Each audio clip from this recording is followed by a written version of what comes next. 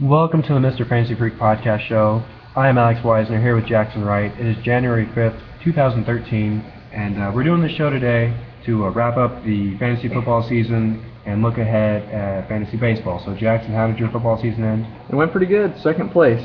15-point loss in the championship. One of those 2-week deals, and I won the first week, lost the second week, and ended up losing by 15 total. So that was unfortunate. Right, but did you own Maurice Jones-Drew? No, I didn't. Did you? In almost every league. So that pretty much tells you why I did not win anything. But looking ahead to baseball, happy about that. Have you seen some of the changes on the site, by the way? Yeah, I have. It looks good. Looks like you can buy some tickets. Yeah, maybe coupons, tickets, anything you want, it's up there. Go ahead and do that whenever you get free time, because I know you want to. Yeah. Pasta sauce and all that. Yeah, I saw $1 off pasta sauce. That really piqued my interest earlier. All right, Jaxon, have you gotten a chance to see the rankings and projections for fantasy baseball? I've looked through some of them, and I have some issues to pick with you. Yep, we talked about it, and one of the issues might be at third base, the hot corner. That started off with Chase Headley. Big fan of him. What do you see him going forward this season? I do like Chase Headley. I really wish he would have got traded last year. If he could get traded this year, that would help, but he's under contract for another year, and then he's arbitration eligible, so he'll win some money on that. Definitely. Man, if he was a Yankee, this would be a lot easier conversation. It really would. I have him ranked 5th, and let's make this a little bit into a game here. The game of names is what we're going to call it, and I'll give you a player and another player, and we'll both pick who we like this season. This is not keeper league status. This is for this year alone, 5x5 rotisserie scoring. So Chase Headley or Adrian Beltre? Beltre. Higher average, more consistent. I would agree. I think Beltre has a chance to climb the ranks and end up as the number 2 third baseman and behind Miguel Cabrera. Yeah. He has a chance to do that. I'm not saying he will, but Headley, Hanley Ramirez, who do you like? That's the tough one. I'll take Headley. Hanley Ramirez just hasn't been the same in the last couple of years. Right, and the average is down. I don't see it coming up anytime soon. So I agree with you there. Let's switch it up a little bit. David Wright or Evan Longoria? Longoria's ceiling's higher. David Wright, they're kind of the same player. They're always closer to their floor than their ceiling. I'll take Longoria this year. You like Longoria? I'm going to take Wright. I'm a big fan of Wright. Owned him in a keeper league since day one. His first pick way back in the day between our keeper league. Still have him. So he's close to my heart. Chase Headley or Evan Longoria or David Wright. If you had to pick one for this year alone, assuming what we know entering the season and that they're all healthy and where they are, who do you like? I can only take one. Or I guess rank them if you want. You can rank them, pick one, whatever. Well, I'd probably rank them. Man, that's tough. I'll tell you. You think about it. What I would do David Wright, and then depending on how I draft, if I take risky players early on, I would lean towards Headley in the middle rounds because I feel like he's safer than Longoria. But if I take safe players early on, like a Miguel Cabrera, Mike Trout, if I get the number 1, number 2 pick, then I would take a risk on Longoria. I think it's how you draft in the first 2 rounds that kind of determine how you go in the 3rd through 5th rounds with your hitters. And if you're wondering about my draft strategy, I'll be releasing a draft guide within the upcoming 2 weeks. So stay tuned for that, guys. MrFantasyFreak.com. And Jackson, what do you think?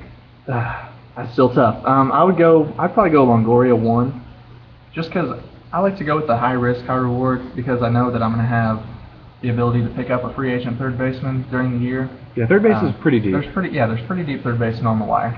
So I'd probably go with Longoria because, like I said, his ceiling's the highest out of all 3. Then I would go with David Wright, and then I would go with Chase Headley. Now, if Chase Headley were traded to, say, like the Yankees, he'd move up ahead of Wright for me. All right, now let me throw this. This came to my head. Speaking of the Yankees, talk about a late season free agent pickup. Are you going to touch Alex Rodriguez this year?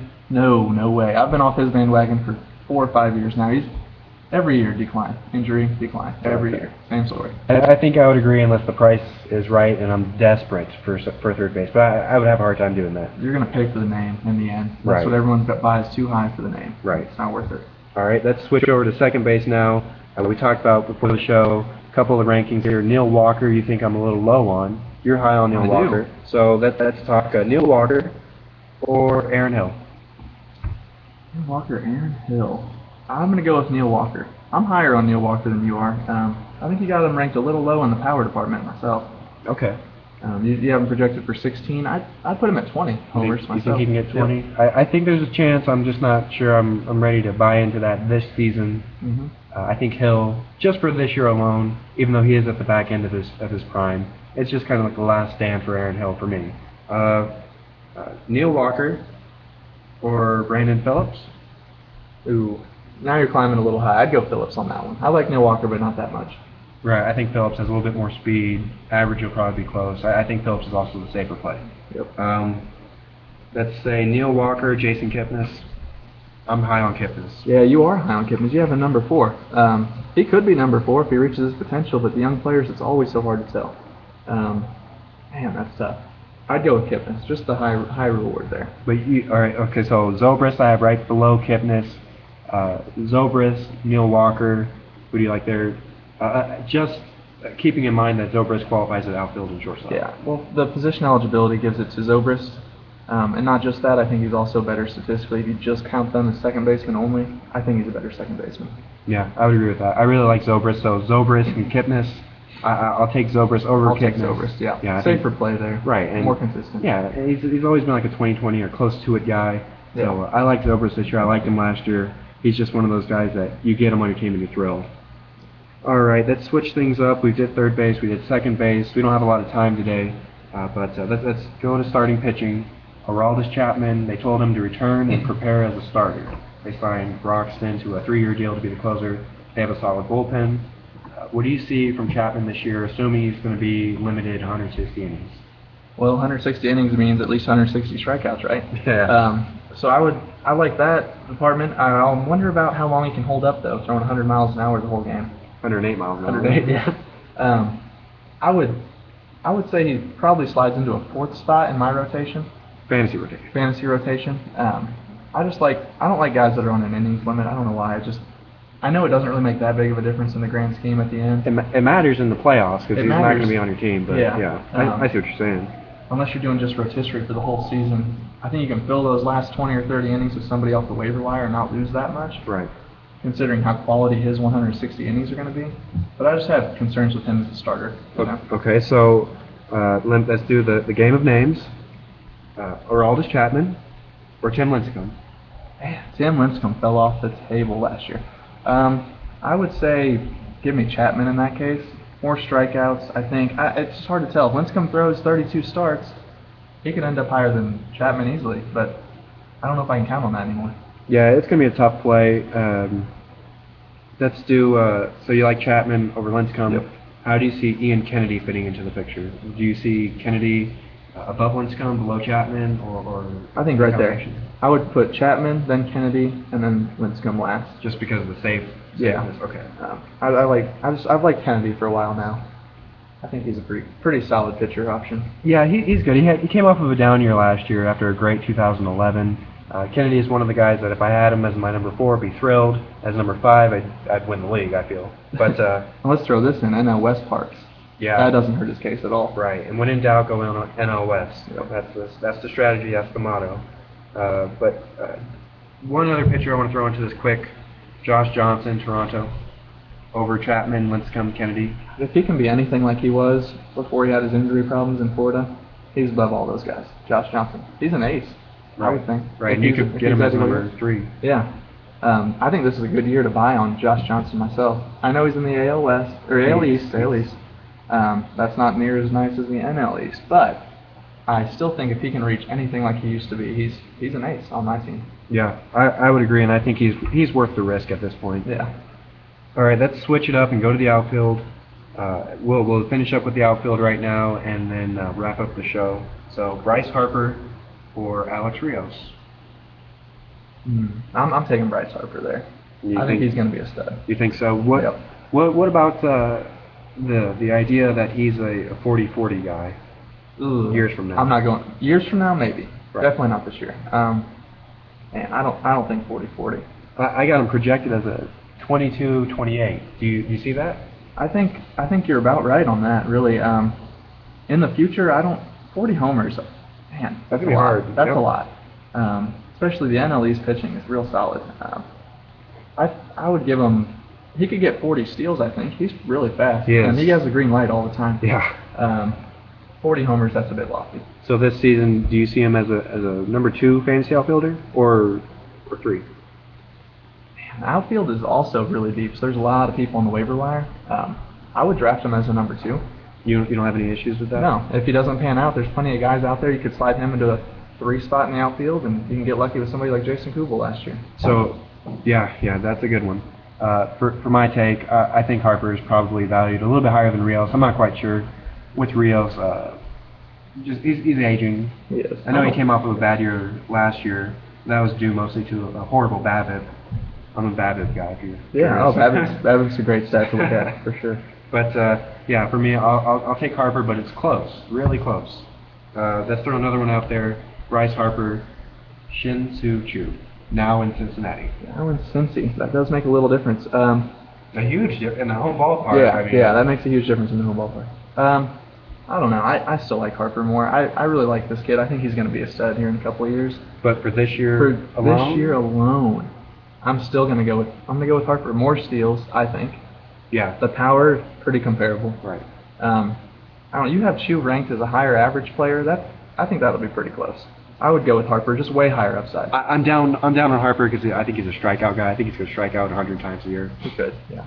But you in a 5x5 fantasy league, doesn't matter. You strike out like Adam Dunn, it doesn't matter. So Bryce Harper is a good pickup. For me, I'm taking Chu just from the standpoint of he'll be hitting right next to Jay Bruce, Joey Votto. That is nice. And a couple other young kids that are on their way up. So I do like Chu. I think he's safer. If I take safe guys early, then yeah, Harper's worth the risk. But for me, I like Chu in a vacuum. Right. See, safer is good for me for certain positions, but outfield, I like to go risky, high risk, high reward. Yeah, because there's so many. It's deep. It's really deep. Right. Might as well take a flyer on a guy like Harper. He could be a stud. Yeah. All right. So one more: Bryce Harper, Jacoby Ellsbury. I hate Jacoby. I hate Ellsbury. I hate that 1 year. He's been playing with our heads with that one season he had. Your head, maybe. I've never drafted him ever. No, I liked him after that year. I was like, man, if he can do this, I mean, he's a bona fide number 1. But I'm going to go with Harper. I'm like you. I don't like Ellsbury very much. I think that 1 year was a fluke. I don't like him. I'd rather have Harper myself. I think the only way I would take Ellsbury over Harper is if I draft no speed guys early on. If I take Miguel Cabrera and just the slowest guys possible, Adrian Beltre, I guess, would be another one. Just no speed guys, and if I'm in that was awkward. Maybe if I'm like in the 5th round, 4th round, maybe Ellsbury's out there, and I need speed, I would go with him. But at the same time, you can get a guy like Ben Revere later on. Ben Revere is a huge sleeper this year. Top end speed. He's going to score over 100 runs for Philadelphia. I'm really big on Revere. So why would you waste a pick on Michael Bourne, on Jacoby Ellsbury, when you can get Ben Revere later on? Exactly. Even if Narks man. There's speed everywhere on a free agent. Everywhere. So I would take Harper. Much higher power. Yep, and I guess there's really no need to compare Bryce Harper and Mike Trout, is there? Not this year, for sure. You think 1 year they can be? I think so. I mean, Harper, I think he's definitely going to get better from where he is. And Trout, I don't know if he can do that again. I don't know if he can. You don't think so? I mean, I think he could, but I don't know if he can get much better than that. And I think Harper could be up there where he is right now. I don't know. That's a really good debate. I think Trout was like 30-49 last year. Yeah. I think he was one short of 30-50. Yeah. Well, what I'm saying is, I think Trout's much closer to his ceiling right now than Harper is to where his ceiling is. So I think they're eventually going to come closer to meeting in the middle. But I think Trout's ultimately going to be the better player. Okay. Whole career, this year, everything. All right. Andrew McCutchen. I love McCutchen. I know you have a soft spot for McCutchen too. He's a 5-category guy, for sure. So long term, let's talk a little keeper rankings. Long term, we'll do this and then be done.